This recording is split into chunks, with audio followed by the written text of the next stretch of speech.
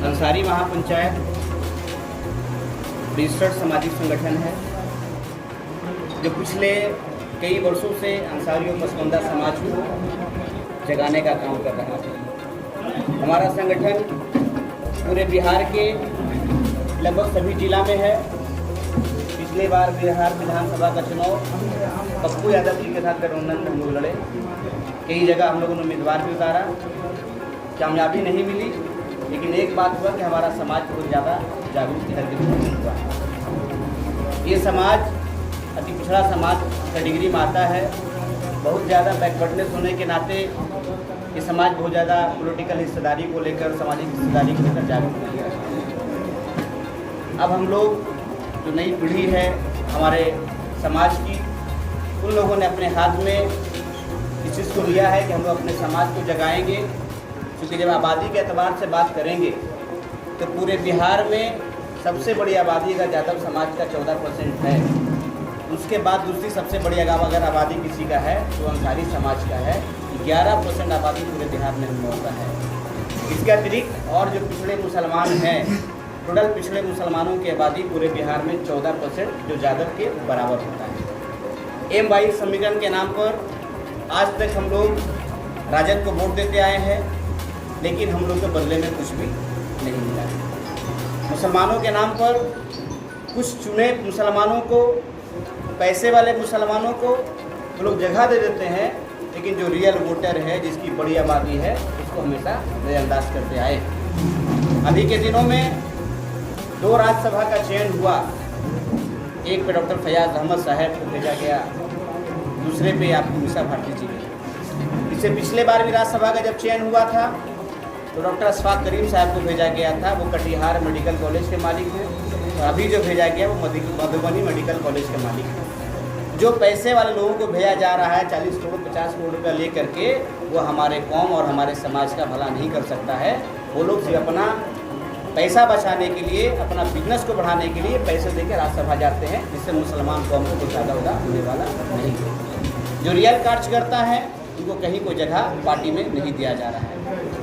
तेजस्वी यादव जी लोकसभा चुनाव के दौरान हमारे घर पर आए थे गया में, और घर पर आकर वादा किए थे, वसीम साहब इस बार आप हम लोगों को समर्थन दीजिए, हम आपके समाज को निराश नहीं करेंगे। 2020 का चुनाव आया, फिर हमारे समाज को कहीं वो जगह नहीं दिया गया। और आप लोग को जान के ये बड़ा ये होगा कि पूरे बिहार में 243 विधानसभा है, एक भी विधायक अंसारी समाज से नहीं है, जबकि सबसे बड़ी आबादी मुसलमानों में अंसारी समाज है। आज के प्रेस कॉन्फ्रेंस आज का जो मुद्दा यही है, इधर का जो चयन किया गया, चाहे एमएलसी का चयन हो, चाहे राज्यसभा सदस्यों का चयन हो, इसमें हमारे समाज को नज़रअंदाज किया गया है, दरकिनार किया गया है। 75 एमएलसी के सीट पर एक भी एमएलसी अंसारी समाज से नहीं है। 243 विधानसभा की सीट पर एक भी विधायक हमारे समाज से नहीं है। 40 लोकसभा का जो टिकट बांटा गया उसमें भी एक भी हमारे समाज को टिकट नहीं दिया गया। इतनी बड़ी आबादी कब तक आपका गुलाम बन जाएगा? हमारे समाज के अंदर भी जागरूकता आ रहा है, और आप जो मुख्यमंत्री बनने का सपना देख रहे हैं वो सपना ही रह जाएगा अगर समय रहते अगर आप नहीं जागे और इस समाज को जगह नहीं दिए तो आने वाले दिनों में 2024 और 2025 में इसका अंजाम भुगतना होगा। विधानसभा चुनाव के बाद आप नेता प्रतिपक्ष से फिर से मिलने का काम किया, आपने उनको रिमाइंड किया कि क्या आपने जो हमसे वादा किया था वो कहाँ गया आपका? आपने रिमाइंड किया? चुनाव के दौरान लगातार हम लोग से बातें चली।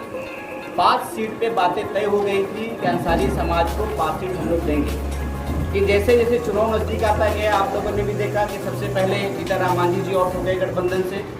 कुछ ही दिनों के बाद रालोसपा को बाहर का रास्ता दिखा दिया गया, और आप ही के प्रेस कॉन्फ्रेंस में मुकेश सहनी भी छोड़ करके अलग हो गए। हम लोग भी लगातार संपर्क करना शुरू किए, तो लास्ट में हम लोगों से बातचीत करना बंद कर दिए। संजय यादव जी बात करते हुए उन्होंने कहा कि वसीम साहब आपको जहाँ से चुनाव लड़ना है जैसे जी लड़ाने के लिए तैयार हैं, आप समाज का ठेकेदारी बन सकते हैं। उस दिन भी मैंने ये जवाब दिया था कि हम पूरे बिहार में समाज को लेकर चल रहे हैं, हम समाज की ठेकेदारी के लिए नहीं आए हैं, ये मेरी जिम्मेदारी है।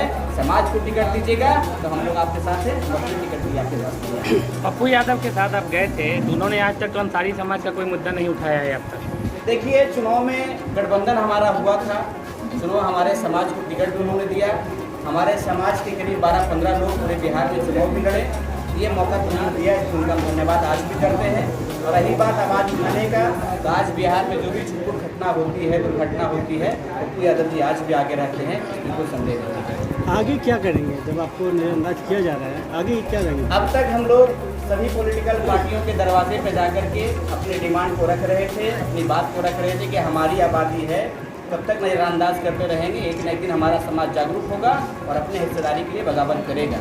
अभी कोर कमेटी का हम लोग का निर्णय हुआ है कि कुछ ही दिनों में अब हम लोग अपनी पार्टी का निर्माण करेंगे, जिसमें अंसारी और पसमानदा समाज के साथ साथ सभी जातियों सभी धर्म के लोगों को शामिल किया जाएगा और अब अपनी लड़ाई खुद लड़ेंगे, किसी के सामने टिकट के लिए हाथ फैलाने वाले हम लोग।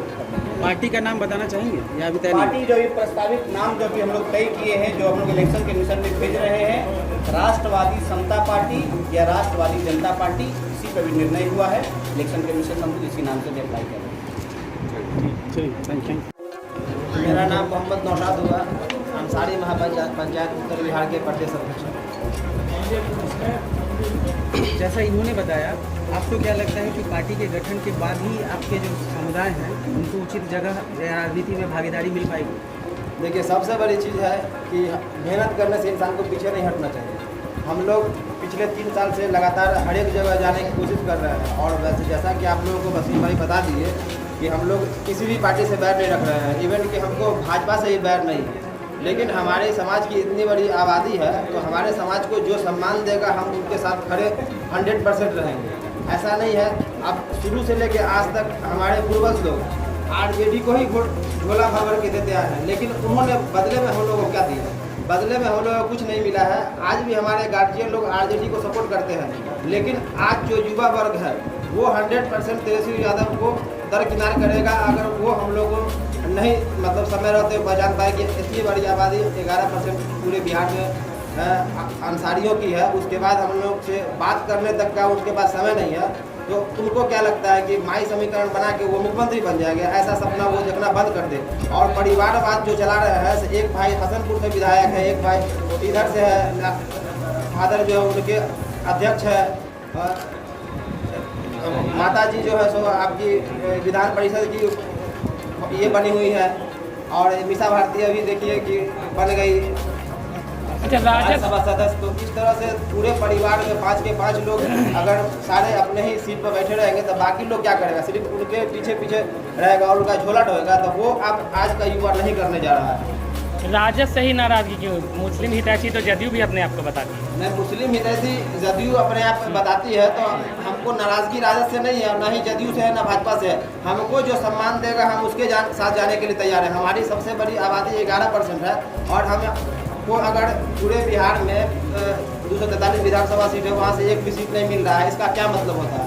मतलब सिर्फ तेजस्वी यादव को आप बार बार बोल रहे हैं, आप नीतीश कुमार को भी तो बोल सकते हैं। नीतीश कुमार जी को हम क्या बोले बताइए? जो तेजस्वी यादव को बोल माई समीकरण शुरू से बना के इस्तेमाल किया मुसलमान को आरजेडी, तो हम नीतीश कुमार जी को क्या बोले? हमको तो बीजेपी से भी नाराजगी नहीं है। जो जिसको हम वोट दिए हैं, जिसको हमारा समाज वोट दिया है, सवाल तो हम उससे करेंगे, हम दूसरे से सवाल क्यों करें? जो विधानसभा चुनाव में जिस तरह से आप लोगों की स्थिति हुई, लगता तो नहीं है कि अंसारी समाज भी आपके साथ है?